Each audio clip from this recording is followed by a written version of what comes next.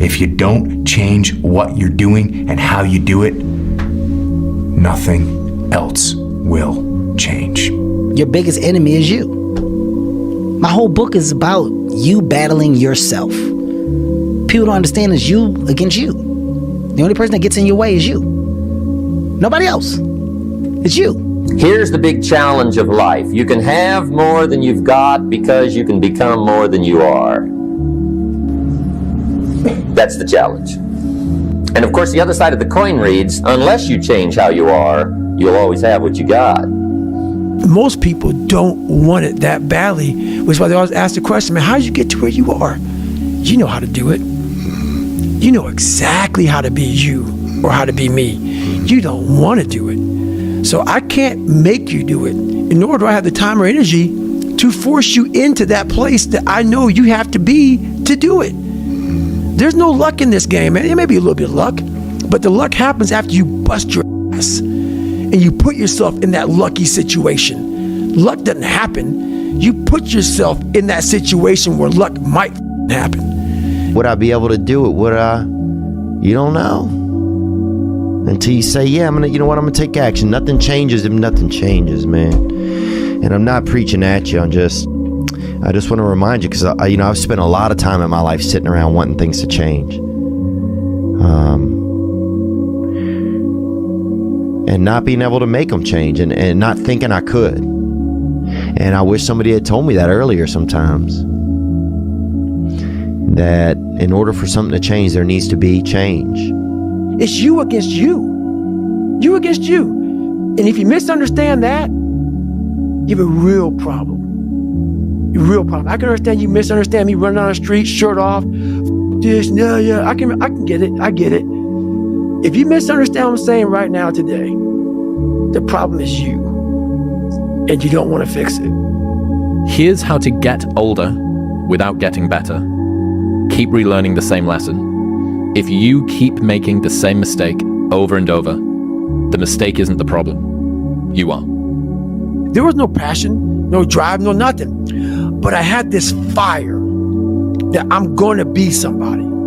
And it has to be there, because on all those bad days and all those days you don't want to do shit, you have to be your own motivator, your own coach, your own trainer, your own everything. And what that means is you may have failed miserably yesterday, but you come to work, people are like, man, you just lost everything. How the hell are you this fucking damn motivated?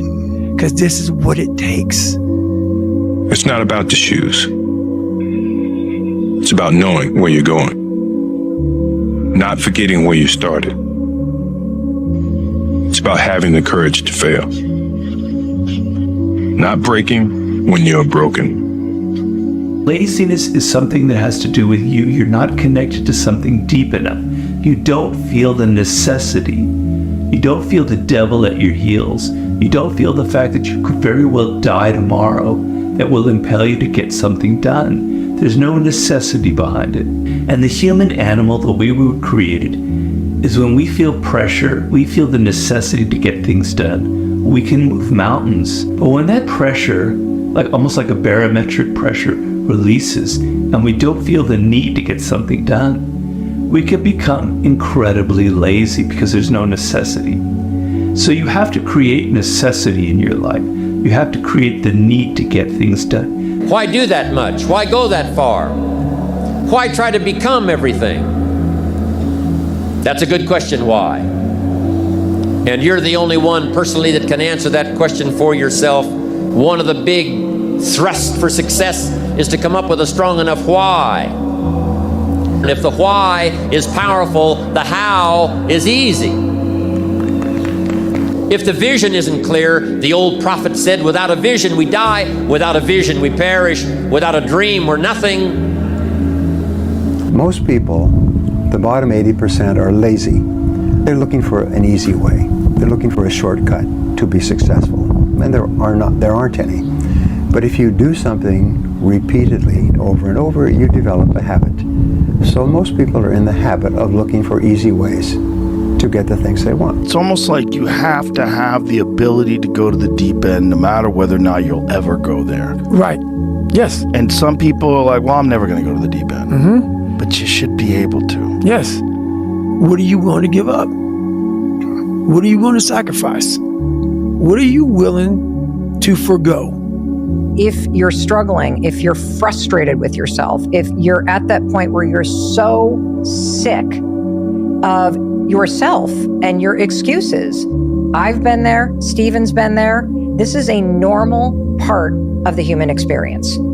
And at some point, either the pain is going to get big enough, or you're going to bump into somebody's story somewhere on this planet who has been in the position that you're in right now, facing the stuff that you're facing right now. And there is something about their story at this exact moment in time that will ignite something in you that is missing. And what is missing in you right now is hope.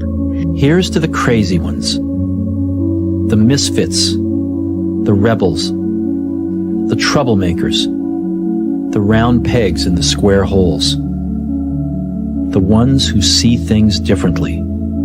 They're not fond of rules, and they have no respect for the status quo.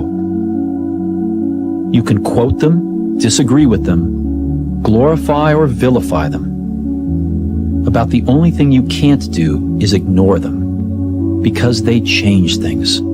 They push the human race forward. While some may see them as the crazy ones, we see genius. Because the people who are crazy enough to think they can change the world are the ones who do. Playing out the fear, Layla says this, and I love it, but that fear is a mile wide and an inch deep. And so it looks like this ocean that you're going to step into and drown. But as soon as you step into it, you realize it was not that deep at all, and you can keep walking through it. And I just love that visual, because a lot of times when it's like we have this anxiety around this big decision we have to make, if you actually take the step and realize that it's not death, you're not going to drown immediately. There's plenty of other steps you can take from there, even if you get a little wet. You have to be open-minded to the possibilities that I can do this. Once you shut your mind down to the possibility that it can be achieved, there's no way it can happen. Is there advice you can give to young kids that are living through a situation of any sort, a tough life?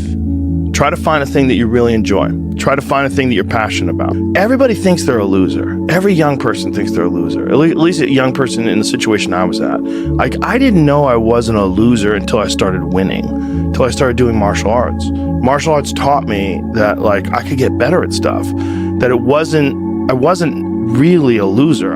I want to maximize what I can. I want to be the best that I can be. I want to do things well, and I don't want to leave stuff on the table, but I don't want to be chasing the end goal so much that I never actually enjoyed the process of getting there, because ultimately that's really all that matters. But you're going to look back at any destination and realize that it was 99.9% journey and only, one day of celebrating achieving the thing. You're lazy, you know exactly what to do. Exactly what to do. Because even me, in my state of, I can't read and write, I knew exactly what to do. It just sucks doing it. Hey, Theo, this is Greg from Indiana. I actually just wanted to call and tell you, so I was at work the other day, and I've just been kind of in this, rut at work. It's not a bad job, but I just really want to get out of it. So I was catching up on some of your podcasts, and you said something that, resonated with me. You said, nothing changes if nothing changes. I thought about it, and I went home and I applied for a job I'm probably not qualified for, but I was like, I'll take a shot. And the next day I get a call from them, have the interview, it goes well. She says she's going to set me up with an in-person interview. Never even had it. They emailed me a few days later, and I got the job.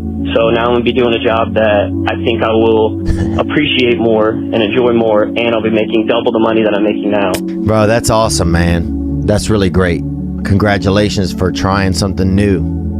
Yeah, it's crazy to sometimes think, what can happen if we decide, I'm going to see what happens when I decide that I am qualified.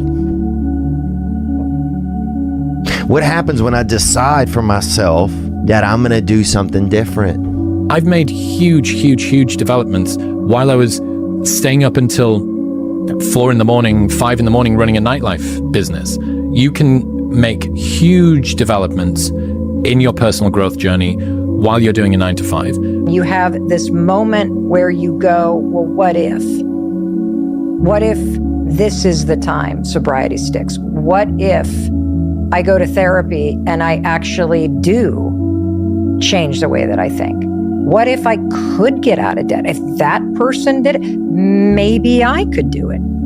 And without either hope or that kind of rock bottom moment, I don't think you're going to change. We can stay here, get the shit kicked out of us, or we can fight our way back into the light. We can climb out of hell. 1 inch at a time. You are responsible for your life. And if you're sitting around waiting on somebody to save you, to fix you, to even help you, you are wasting your time, because only you have the power to take responsibility to move your life forward. What matters is now, this moment, and your willingness to see this moment for what it is, accept it, forgive the past, take responsibility, and move forward. I came to realize that all the time I was praying to God, asking for God to do something, God was waiting on me. How many times do you have to hear, if nothing changes, nothing changes? Right? And yet, somehow we expect things to change. You're always afraid to take the first step because all you see is every negative thing 10 miles down the road. But you can do anything you want. You are bound by nothing. The time come for you to be your own man and take on the world, and you did. But somewhere along the line, you changed. You stopped being you.